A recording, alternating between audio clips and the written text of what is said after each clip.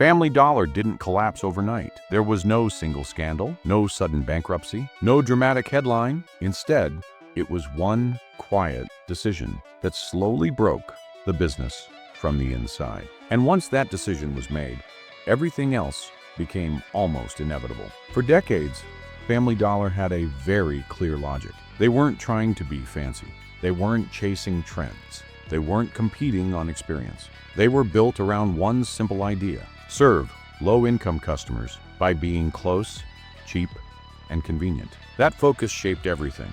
Store locations were chosen carefully. In fact, the founder, Leon Levine, famously looked for oil stains in parking lots, a signal that people nearby couldn't afford car repairs and needed affordable essentials close to home. That wasn't luck. That was ruthless customer understanding. For years, it worked. Family Dollar grew quietly across small towns and working-class neighborhoods. No hype, no branding obsession, just steady expansion, tight costs, and predictable demand.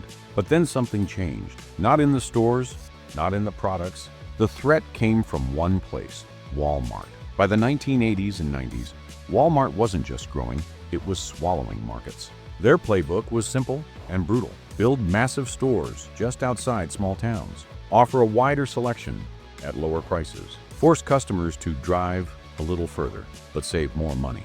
For families watching every dollar, that trade-off made sense. And suddenly, Family Dollar's biggest advantage, convenience, wasn't enough. This is where the critical decision happened. Instead of doubling down on their original model, Family Dollar tried to escape Walmart by changing who and where they served. They moved aggressively into dense urban areas. On paper, it looked smart: more people, more foot traffic, higher sales potential.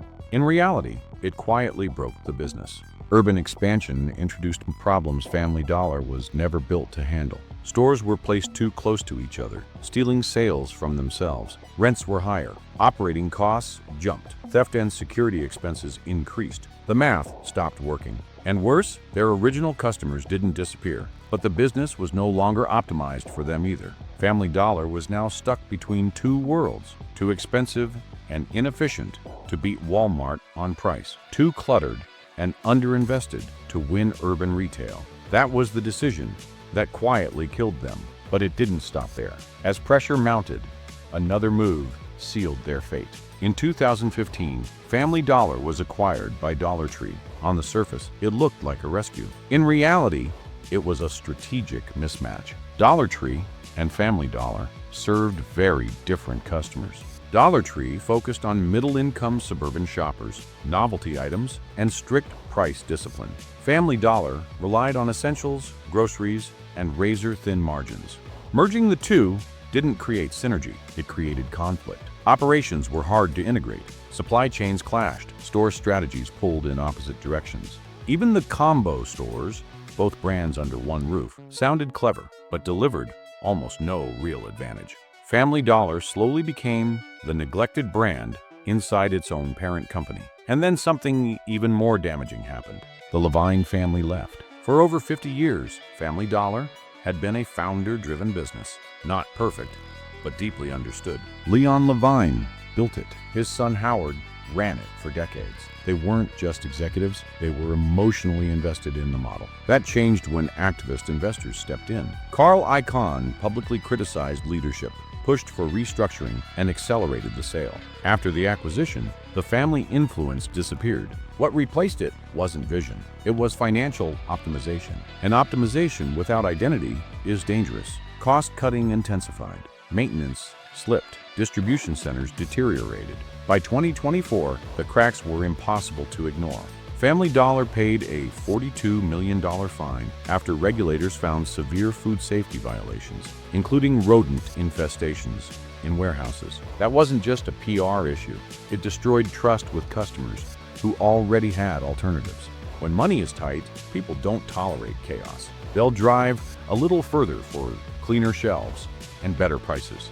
And here's the final problem, the one that made recovery almost impossible: margins. Family Dollar sold essentials. Essentials carry low margins. On average, they made about 24 cents for every dollar sold. Dollar General made closer to 30. Dollar Tree around 36. That difference matters. Low margins mean you must be operationally perfect. Family Dollar wasn't. Rising rents, theft, inflation, supply chain issues, all of it hit a business that had no margin for error. So when sales softened, the response was predictable. Close stores, cut costs, shrink the footprint. But by then, the original advantage was gone. Family Dollar didn't fail because people stopped needing cheap goods. It failed because it abandoned the conditions that once made its model work. This is the lesson founders miss. You don't die from competition first. You die from the decisions you make trying to escape it. Family Dollar chased scale instead of focus, expansion instead of efficiency, financial engineering instead of customer reality. And once those choices compound, recovery becomes nearly impossible. If you want more breakdowns like this, real business decisions, real trade-offs, and the mistakes that quietly destroy companies, like this video, subscribe to the channel, and stay connected. Because the most dangerous decisions in business are never the loud ones. They're the quiet ones no one questions until it's too late.